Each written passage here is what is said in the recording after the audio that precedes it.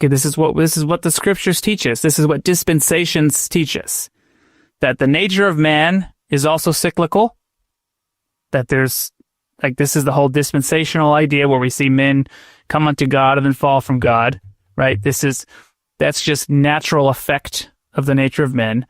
And we see that from time to time, and in times and seasons, that there's these higher beings, these divine celestial beings, that in their grace organize men in the ways of higher truths.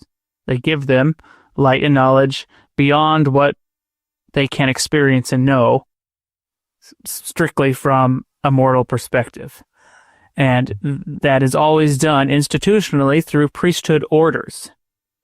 So we're witnessing here the reorganization of the priesthood, right? The restoration in this dispensation.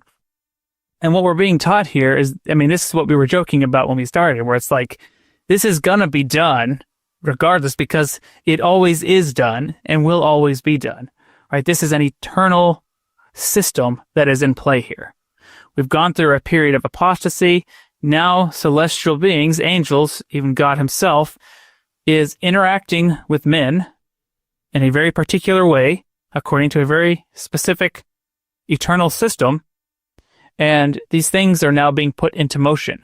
And the weaknesses of men makes no difference.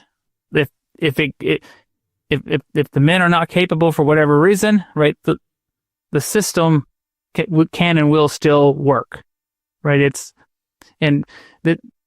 this thinking about eternal things in very plain and precious terms, but like I think this is a very profound way to think about it.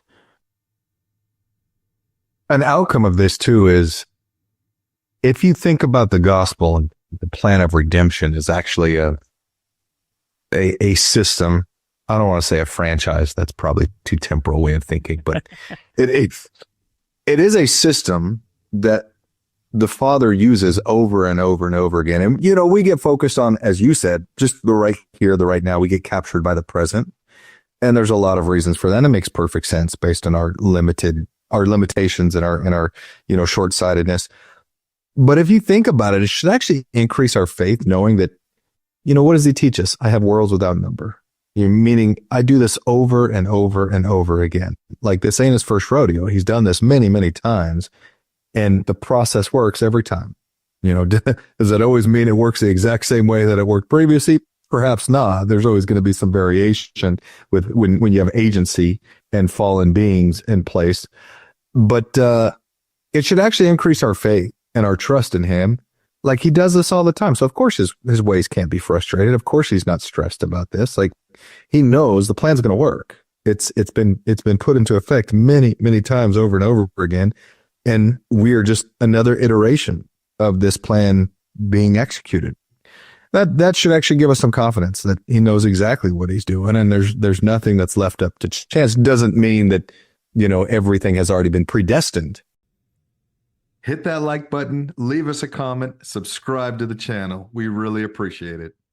They may seem like little things, but liking, commenting, it helps the algorithm push our content out to more people. So it's our small way of sharing the gospel in a social media age.